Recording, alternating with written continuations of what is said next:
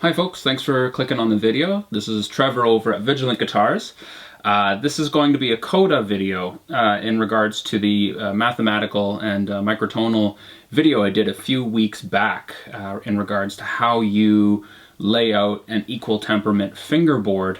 Now that I'm almost nearing completion on the project that I used as an example in that video, I thought it'd be great to show you guys what it looks like in practice and what it kind of sounds like. I'm going to try and play this thing. It's a bit of a weird, well, it's not weird, it's microtonal. It's just, it is what it is. But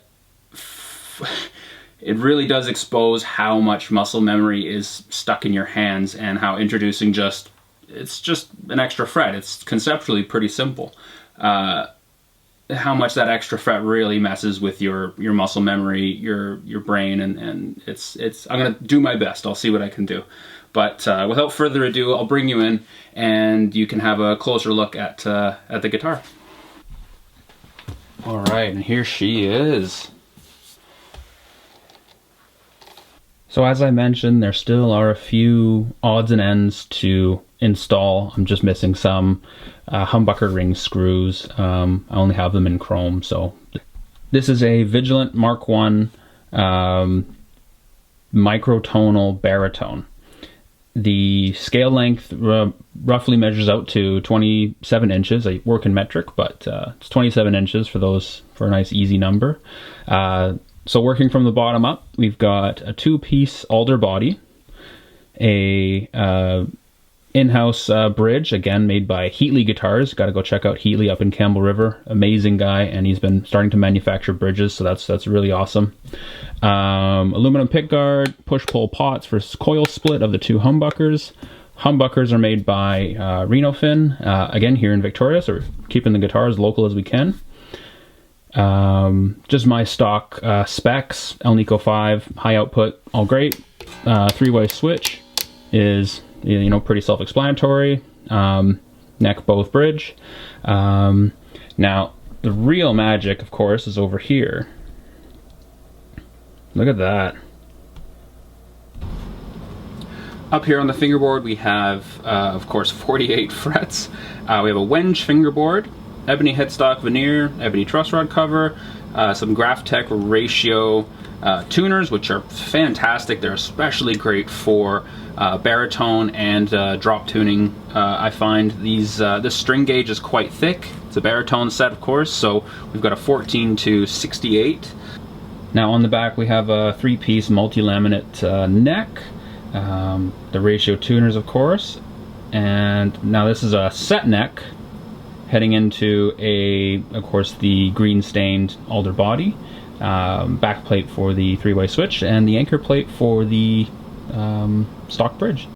So something to consider when you're laying out a microtonal fingerboard is, how am I going to do my side dots? Now, had a couple of conversations with the client and we landed on this, which seems to work fine. Now these dots are synced with a 12-tone equal temperament fingerboard. So if you were to imagine, there's your first fret, there's your second fret, and then there's your third fret. And again, imagine this is a 27-inch baritone guitar, just a regular, again, 12-tone equal temperament. So when you press down here, this is the equivalent of your third fret, even though it's actually your, 1, 2, 3, 4, 5, 6th fret.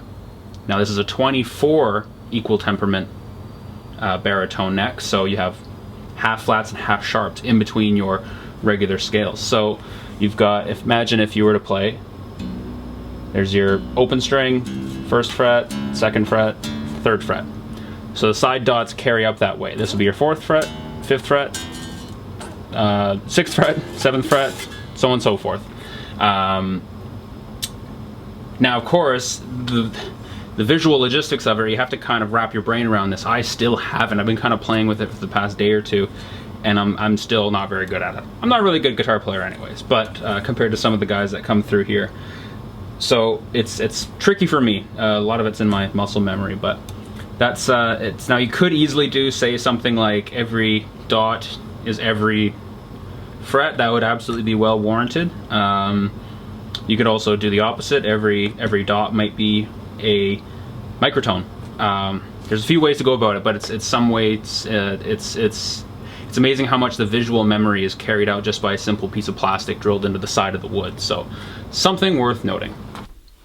So here's a close-up of the fingerboard. I'm just going to really stay in kind of the first position to really demonstrate just how much potential these microtonal instruments really have. These strings are tuned B, E, A, D, G, B, of course, right? So this would actually make it an E major. I'm gonna have to correct that. Right? Now, hopefully you guys can see there that I'm actually on the 2nd and 4th frets, technically. So it's, again, I apologize for the microtonal community. This is all kind of fun new games for me.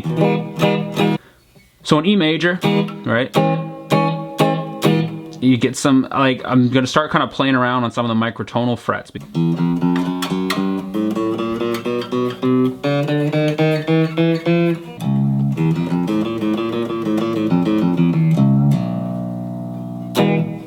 How do you do a power chord? Power chord,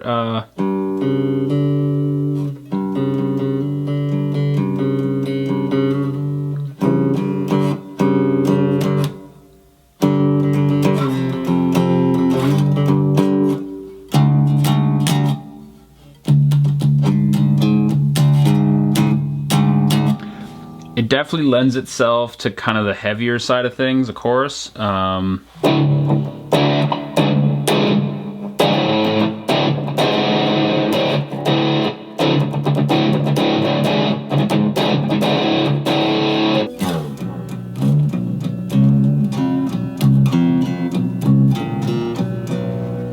Well, I'm not gonna, like I've said multiple times in this video, I'm not gonna pretend like I know what I'm doing here. It would take me several weeks to really get my head wrapped around this. It goes to show you just how much your musical tastes are tied to your culture, or maybe even just what you're familiar with, what you were kind of raised upon. All of these notes in between that either sound sharp or flat, of course, I think they're more cultural than incorrect. It's just not what I prefer to play personally, but there's some really cool potential in here for sure. I mean, even just things like, you know, now you have access to all these really cool harmonics, and they're lined up with the frets. I'm sure there's the potential in there.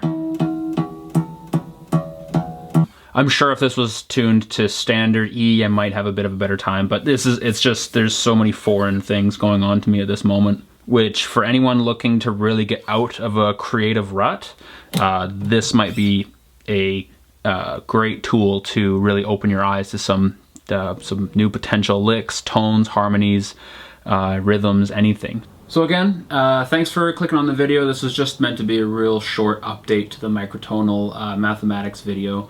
And apologies again for my lackluster microtonal playing. It's a tricky thing to get my head around, and I would need a few weeks just to get used to this. And I actually have a lot more appreciation for folks in cultures really who are exploring the microtonal territory. Some of the more contemporary bands, I'm sure some of you are familiar with, but if you're not, King Gizzard and the Lizard Wizard are a fantastic band that have been exploring microtonal instruments for a little bit of time now, with kind of a surf rock, psychedelic kind of territory.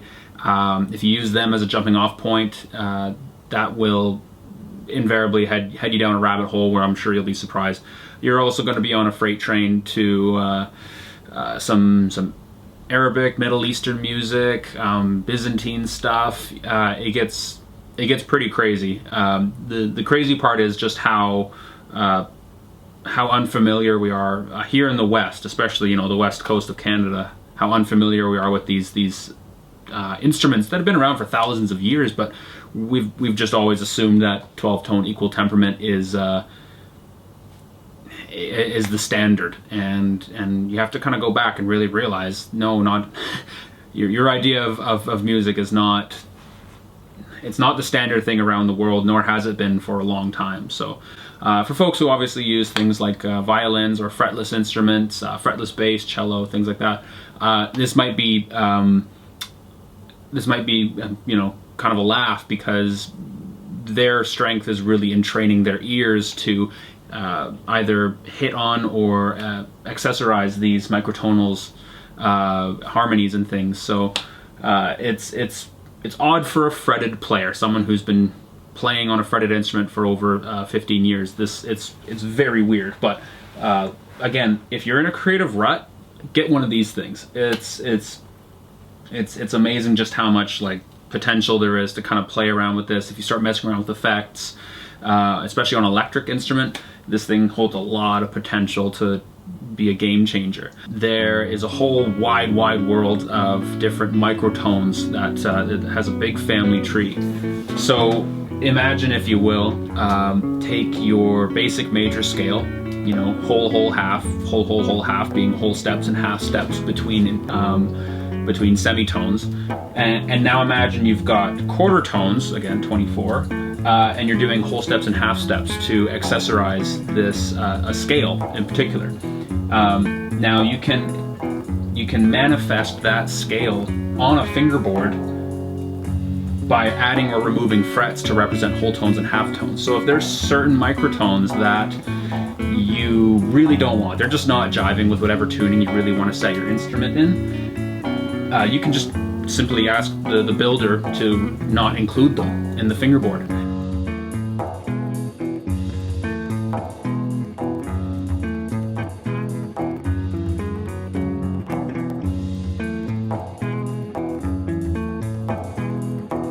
Doesn't have to be a baritone either, it could be a standard scale, but again, you have to consider all of that, that tightness of a fretted instrument. And again, the potential just kind of keeps coming out. I really kind of want to start diving into microtones a bit more. You could do half fretless for the higher register. I mean, why not? You'd have to figure out how to ramp that and keep that level with your fret crowns. But you could have a microtone frets, again, as dense as this in a 24 equal temperament, or you could do some sort of scaling pattern, and then simply when it gets too close, if you want to do a shorter scale length, for frets to be installed, just go fretless. You could ramp up something, laminate a piece so that your string action height is not too great on the higher register, and you could have a half fretted, half fretless guitar, and still have all the microtonal options, but you'd get this really cool slide sort of sound or viola sort of sound. So thank you guys for watching. I hope you enjoyed the video. I hope to get more microtonal projects down the road. If you would like to even just discuss the mathematics a bit more, please get in touch with me, Trevor at Vigilant Guitars. You can check out the website, get in touch over social media, and look forward to hearing from everyone, and thank you again.